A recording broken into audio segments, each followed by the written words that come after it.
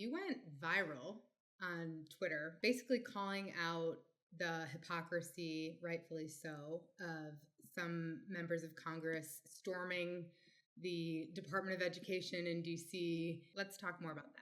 Yeah, so this was in the context of Doge, and they had their focus on the Department of Education last week, a couple weeks ago, and of course, the goal there is to to trim the bureaucracy, right? To cull back the excessive amounts of spending that are occurring in our federal government across a host of different departments and agencies. And Gwen Moore, who is our congresswoman from Milwaukee, decided that she would show up at the Department of Education to protest this, and she had video of herself, no doubt for for the clicks, trying to grab the doors, trying to open the doors, and finding them locked.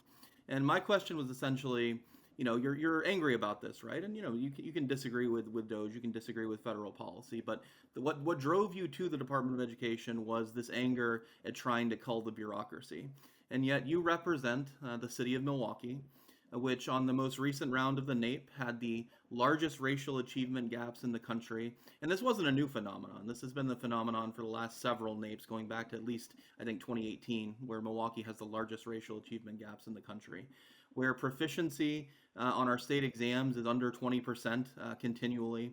And yet, it wasn't any of those things that drove you to try to break into the Department of Education, or try to visit the Department of Education. We'll use the nicer term.